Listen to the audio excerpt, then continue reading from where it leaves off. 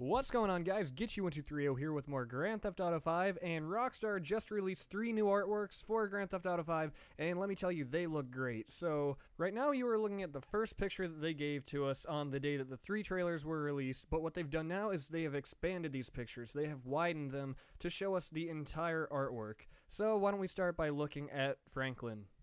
Okay, so to give you my basic analysis of this artwork, here is what stood out to me. Here's what I thought you guys might like. So clearly, the first thing I noticed is that Franklin really lives in the ghetto. When you look at his house and you look at what's around him, it is clear that he is almost living in the slums. Along the right side of the screen, you can see that that wall is lined with barbed wire all the way across. That really tells you that they've got a problem with crime and stuff in the area. They want to keep people out. Also, you'll notice that the windows over that are barred. They are completely barred over because I'm sure that break-ins are common in the area where Franklin lives. And this is really all pulled together by the fact that he is holding a handgun. This kind of shows us that Franklin is a bit of a gangster, he lives the thug life, and he doesn't take any shit from people. He is ready at any point. And behind Franklin is his Beware of Dogs sign on that fence right there. Obviously, you guys know that he has Chop, his dog, and I'm really hoping that in the game we'll be able to play with Chop. Maybe when we're playing as Franklin, we can have Chop walk next to us and maybe sick him on people and just have him attack random pedestrians. I don't know. I think that would be awesome. But yeah, to sum this one up, you can also see that the house to the right also is, the windows are barred over, so this is a very high crime area. You can see that the sidewalks behind him are all cracked, the mailbox is battered and dirty, and this is just really not a good place to live. So that gives us an idea of where Franklin is coming from, and also gives us an idea of what his personality is going to be like. So up next we have Trevor's artwork. Now let me say I really like this one. The whole color scheme and everything is great. And let me say the first thing that I noticed, maybe this is weird, maybe it's not, but the first thing that I noticed is the tail light on that van. I just gotta say, I love this art style. I think that what Grand Theft Auto, what Rockstar does here is really unique in the way that they release these and the way they do it all. The artwork is just so cool. It's almost like a cel-shaded kind of thing. But yeah, I just wanted to point out that I really liked that. But also, above that taillight, you can see that that van is full of bullet holes. So somebody was obviously shooting at Trevor as he leans there against his van, wielding his baseball bat, which, if you look closely, it looks like there might be some blood splattered at the top of it. That would not be surprising. We all know that at this point, Trevor is a meth head and a psycho. In the background behind him, you can see his truck there.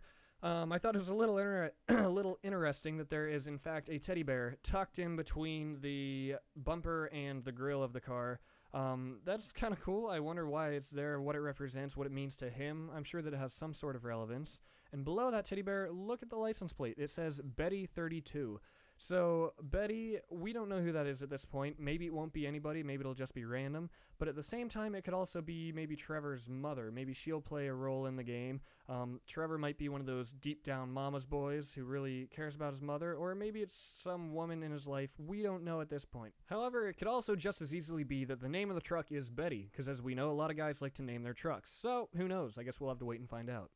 Behind the truck, you can see the skyline of Los Santos. To the right, you can see a crane, and a little bit to the left of the crane, you can see more industrial things just being lifted and carried, and that gives you an idea that there will be factories and things like that going on, hustling and bustling in Los Santos. And before we wrap up this one, let me also point out the pit stains on Trevor. Clearly, Rockstar is really trying to get the point across that Trevor is a really dirty guy. I mean, this guy is just... he's kind of scum, you know? They show him beating up old people in the trailers, and he's just as bad and down and dirty as they come. And lastly, we have Michael. Now, I actually put him last because, to be totally honest, I felt that his artwork was the least interesting of all 3. However, we still love Michael, so we're going to analyze his artwork as well. So the first thing I noticed is that he's obviously there holding a huge wad of cash. That looks to be a lot of money, and as Rockstar told us, money is going to play a lot bigger role in the game this time. As we all know in previous games, in Grand Theft Auto 4, by the time you beat it, you had more money than you knew what to do with. Money pretty much had no value at that point. This time around, we'll be able to customize cars and spend our money in all sorts of ways, buy properties. It's going to be really cool. So, around his shoulder, he has a duffel bag. Who knows what could be in there? That could be a mask, maybe a gun, maybe the tools to rob a bank, just anything that he would need. To the left of Michael, you can see the Vinewood sign. As you guys know, there's a road that goes behind the sign there, so we can drive all across that mountain and all that good stuff. And the city is behind him to the right. So, This one didn't really have as much to me to point out anything that was like special, you know? Obviously there's a plane up in the air too, but that doesn't really tell us anything new. It's just a plane with a beautiful jet stream behind it. So guys, tell me which of these three artworks is your favorite? Did anything stand out to you that I might have missed? Tell me what you like, what you didn't like, and just give me your thoughts and opinions. So I hope you guys liked this brief analysis. It's not too in-depth, but it's what mattered to me. So thank you guys for watching, and stay tuned for more Grand Theft Auto 5, I can't talk today, Grand Theft Auto 5 in the future.